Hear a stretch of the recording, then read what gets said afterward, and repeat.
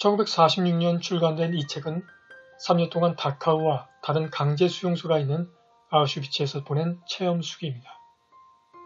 1905년 오스트리아 빈에서 태어난 빅터 프랭클 박사는 빈 대학에서 의학 박사와 철학 박사 학위를 받았습니다. 그리고 그는 강제 수용소의 경험을 바탕으로 로고테라피를 창시했습니다. 삶의 의미와 가치에서 방향을 찾는 로고테라피는 프로이트의 정신분석과 아들러의 개인 심리학에 이은 정신요법 제3학파로 불리고 있습니다. 프리모 레비의 이것이 인간인가에서 묘사된 것 같이 아우슈비츠의 생활은 동물과 같았습니다. 육체적인 고통보다 더한 정신적 고통은 참기 힘들었다고 합니다. 나치에게 당하는 핍박도 두려웠지만 같은 수용소 동료인 유대인에게 당하는 폭력도 이해 못지 않았습니다. 내가 살기 위해서는 남을 밟는 것은 문제가 되지 않는 상황입니다.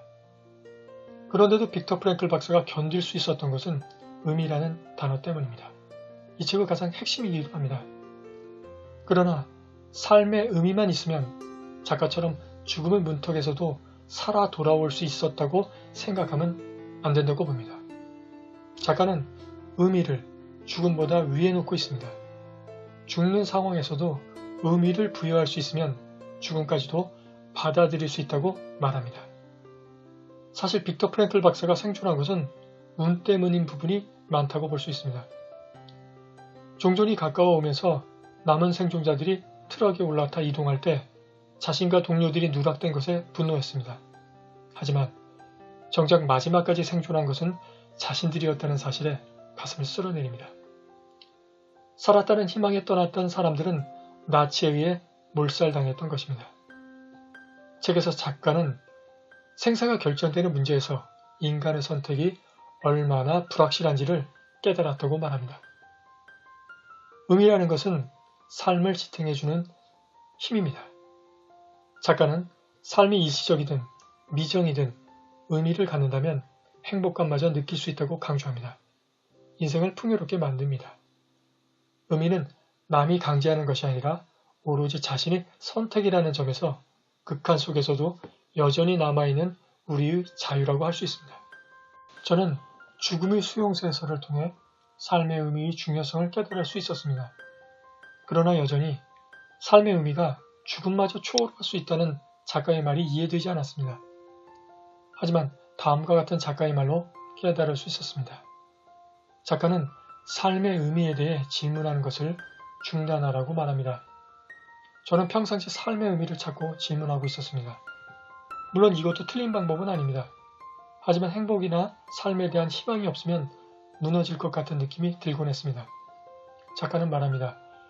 대신 삶이 우리에게 무엇을 기대하는가를 생각하라고요. 나 중심의 사고에서 삶이 중심이 되는 것입니다. 이렇게 되면 내가 세상에 온 이후에 무게가 실리면서 짧은 생을 살더라도 그 자체로 의미가 있다는 이야기가 됩니다. 그래서 빅터 프랭클 박사가 말하는 삶의 의미는 고통과 죽어가는 것까지 포함하고 있다고 말할 수 있습니다. 죽음의 수용소에서는 1947년 출간 후 베스트셀러가 되었습니다. 무거운 주제지만 해법을 제시하고 여기에 위트가 섞여 있어 부담되지 않은 글입니다. 그의 말이 현대인들에게 여전히 인기가 있는 것은 그가 말한 삶의 의미가 현대인들의 고통에 해답을 던져주었기 때문입니다. 빅터 프랭클 박사는 행복과 성공은 그것을 추구해서는 얻을 수 없다고 말합니다. 고통받는 이유도 바로 여기에 있다는 것입니다. 행복과 성공은 목적이 아니라 결과로서 얻어질 때 인생은 풍요로워진다는 것이 작가의 주장입니다. 더 자세한 이야기는 작가의 다른 저서인 삶의 의미를 찾아서를 통해 좀 더 자세히 확인할 수 있습니다. 어떻습니까? 수용소에서 얻은 삶의 의미가 현대인이 삶의 의미로 방황하는 것에 대한 치료 방법으로까지 연결되었는데요. 다음 시간에는 지난 영상에서 말씀드린 대로 프리모 레비의 가라앉은 자와 구조된 자에 대해 말씀드리도록 하겠습니다. 감사합니다.